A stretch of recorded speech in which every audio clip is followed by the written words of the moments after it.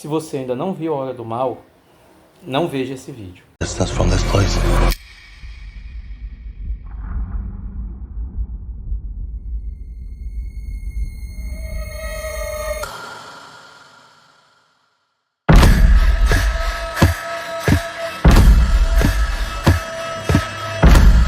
Matthew, where are you?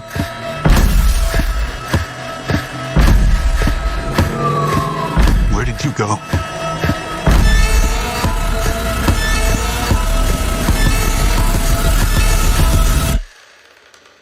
This is where the story really starts.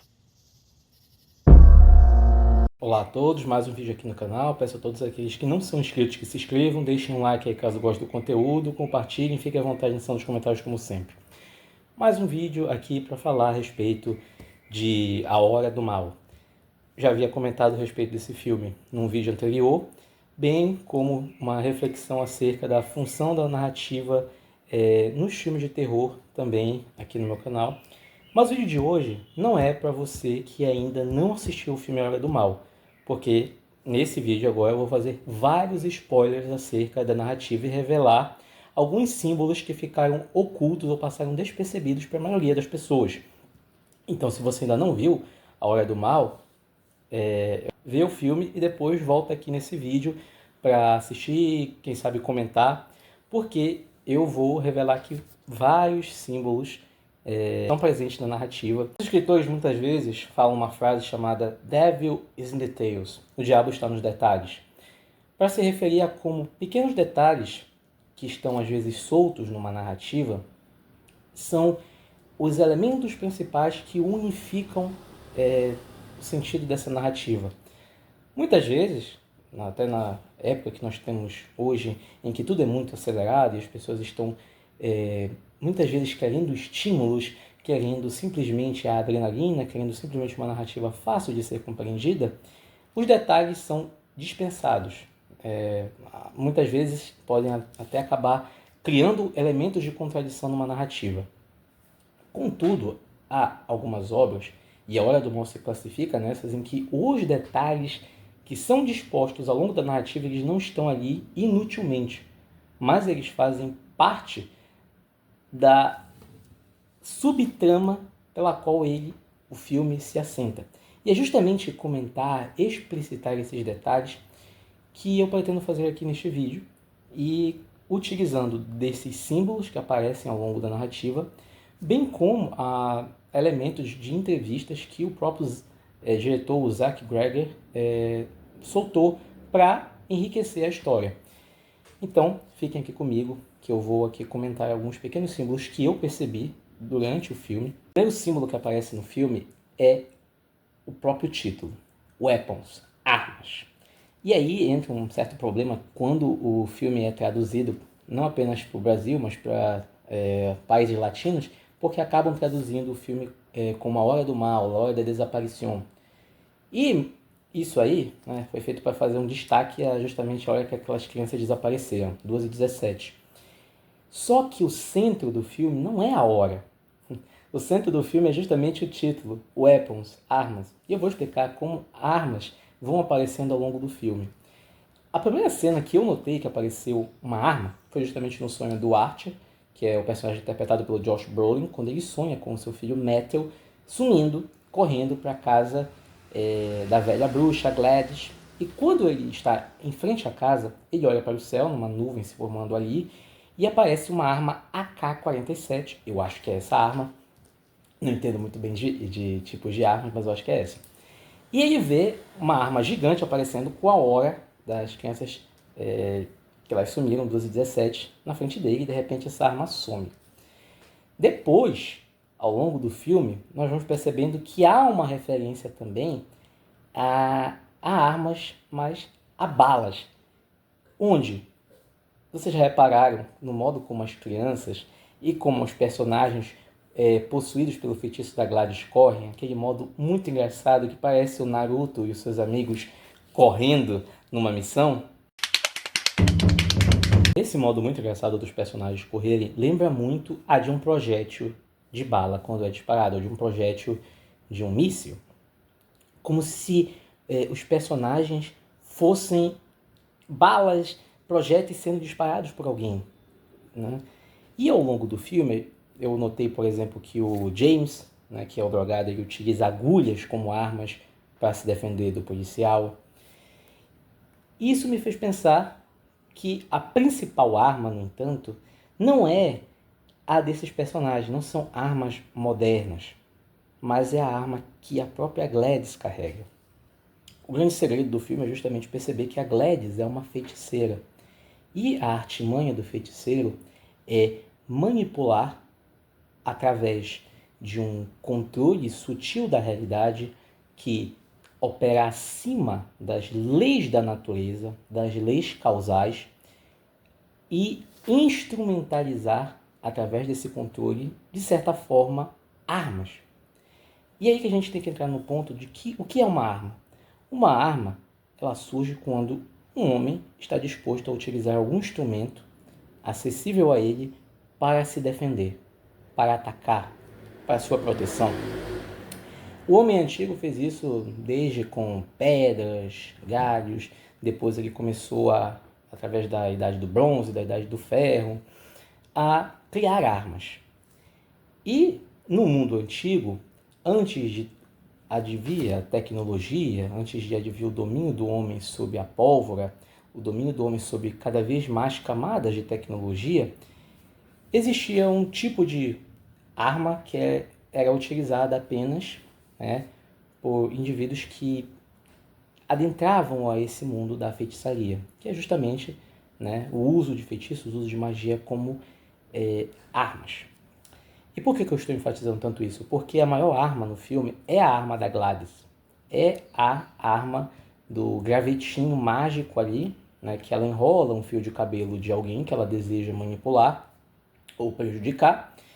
E ao enrolar este mecha de cabelo no seu gravetinho, através de uma série de, né, rituais, de colocar o seu sangue nele, ou seja, de selar parte, né, da sua individualidade, do seu domínio sobre aquele graveto, ela adquire um controle sobre os outros e utiliza os outros como armas.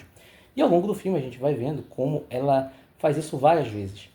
As crianças, ela utiliza para sugar a energia delas, a energia vital. Os pais do Alex ela utiliza dessa forma, mas depois eles viram armas. E as próprias crianças, ao final do filme, se tornam armas que se voltam contra a feiticeira Gladys. Então, ao longo do filme, a gente vai percebendo como todo mundo ali quase é instrumentalizado como uma arma nas mãos, seja da feiticeira Gladys e até o final como uma arma para o próprio Alex para se defender do ataque dos seus pais enfeitiçados. E aqui eu posso entrar no ponto de que eu não sei por que o diretor utilizou esse tipo de simbolismo, por que ele colocou esse destaque tão grande a armas ao longo do filme. Se você souber e puder me informar, eu ficaria muito grato. É um ponto em aberto que eu não sei, não vi declarações dele. E a única coisa que eu posso pensar a respeito de por que as armas aparecem nesse filme, que é a minha interpretação pessoal, é do profundo sentimento de insegurança que ronda os personagens. Cada personagem ali que, de algum modo, é levado a pensar numa arma é um personagem que se sente inseguro. O Archer pensa numa arma, a AK-47, porque ele é um homem abrupto, é um homem com tendências impulsivas, até meio violentas, algo que o seu próprio filho herda, né? O filho dele, o Matthew, implica muito com o pequeno Alex.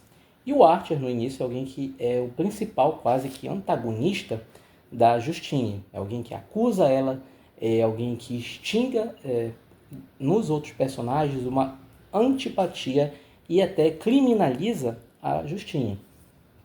Então, o modo dele exercer essa insegurança é através da violência.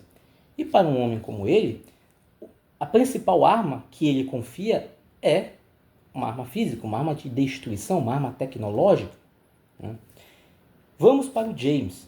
O James é o drogado, é alguém que é desprovido de recursos, é alguém que está afundando nos seus próprios vícios. Então, alguém que se sente profundamente inseguro. Para eles, qualquer indivíduo é uma ameaça.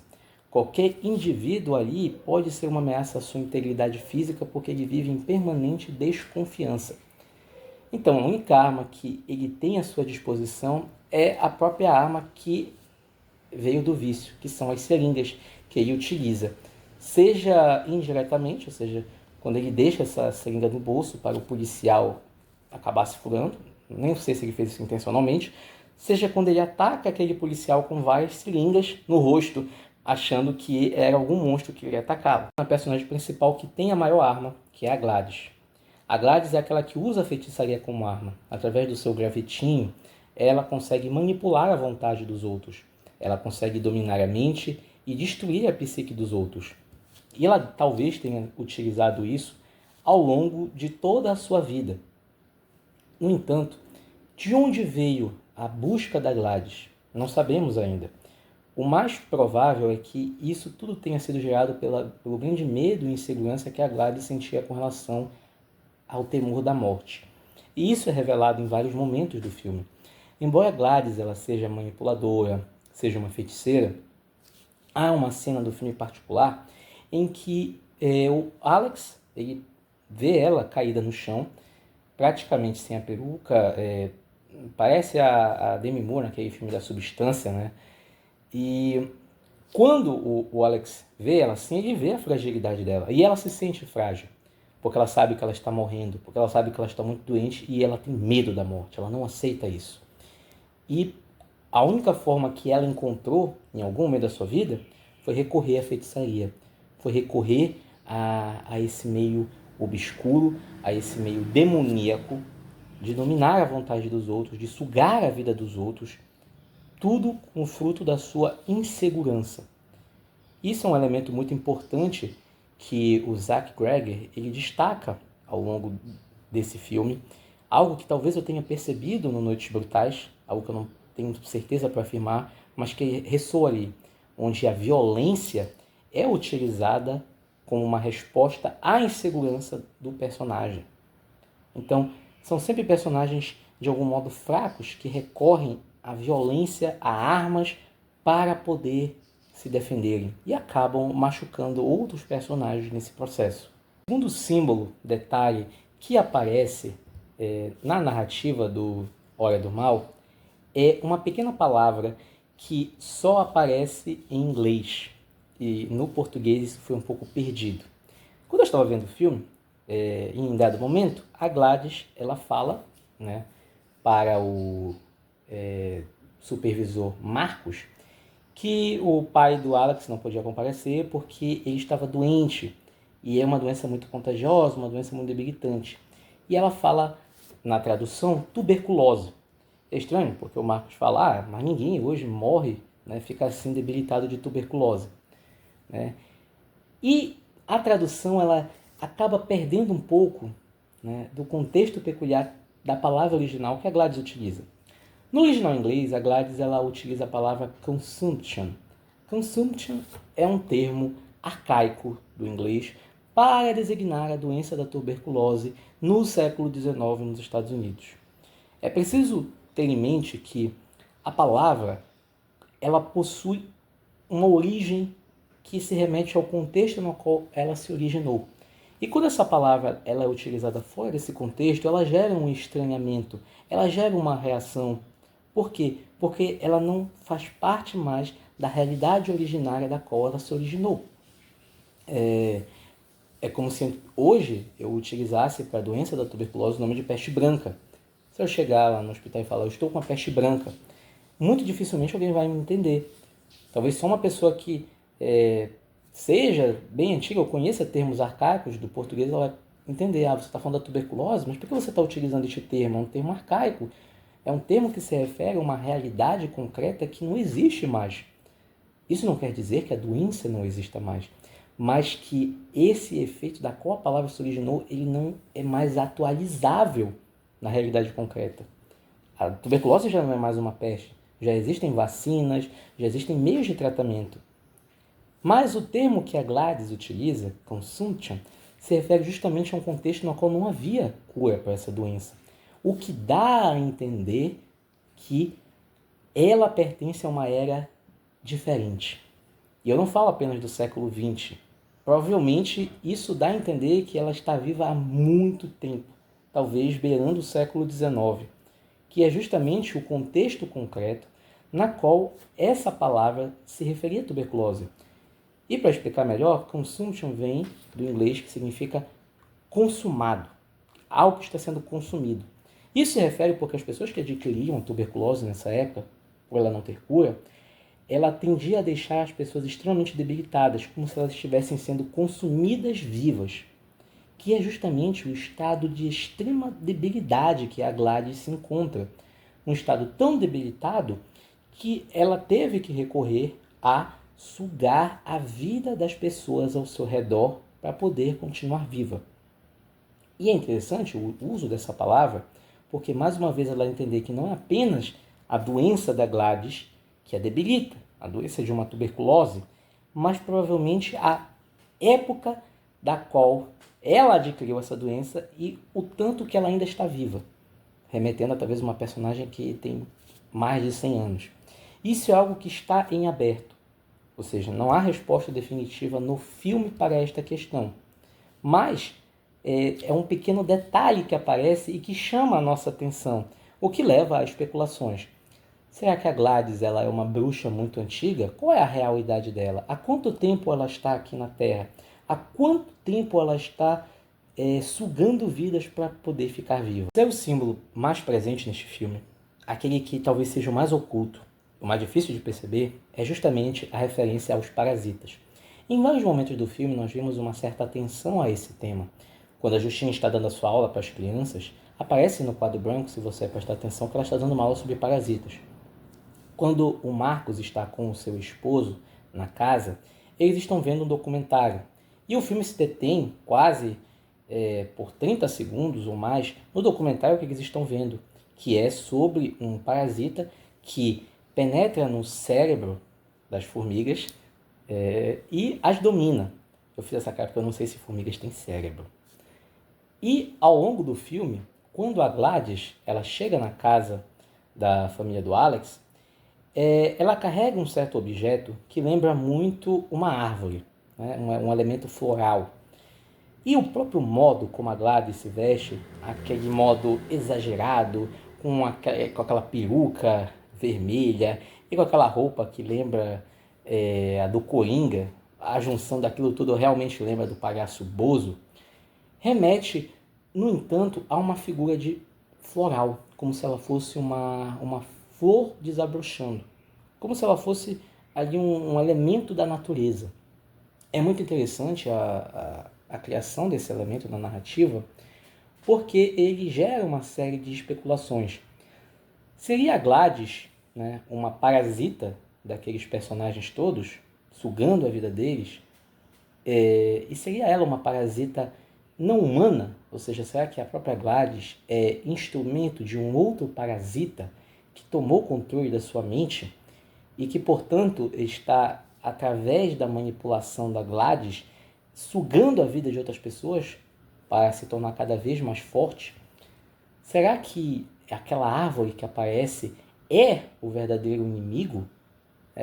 A verdadeira foco, locus dessa entidade parasitária? Uma entidade que precisa que os outros a fiquem observando, como aparece justamente na cena em que as crianças estão no porão observando aquele objeto.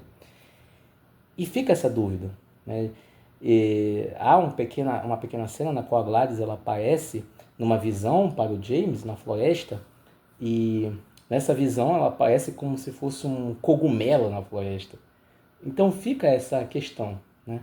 Não é uma questão que tenha resposta clara, mais uma vez um elemento que aparece na narrativa como especulação. E o próprio Zach Greger prometeu que ele vai fazer, né? Prometeu não, mas ele está conversando lá que seria uma ótima ideia que o filme da Gladys, né, tivesse uma prequel, né? Ou seja, um filme contando só a história da Gladys.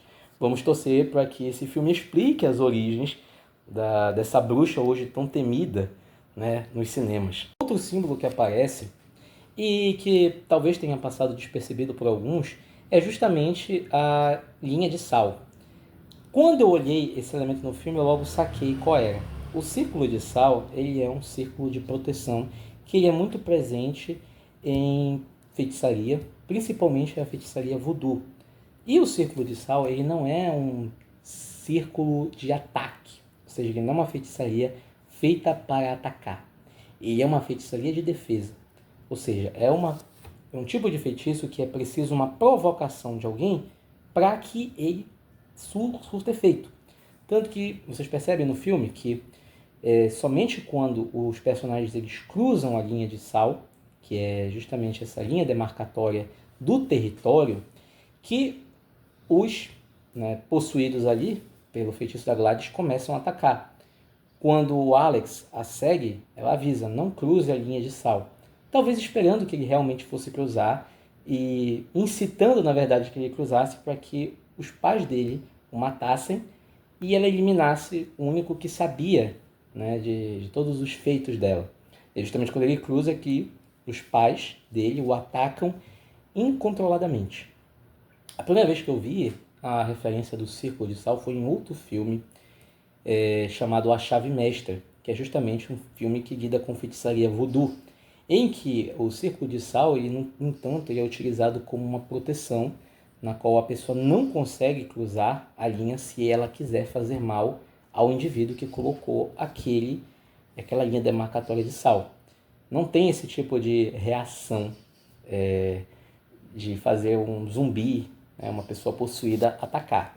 Mas é interessante a inserção de mais um desses elementos referentes ao mundo da feitiçaria num filme como esse.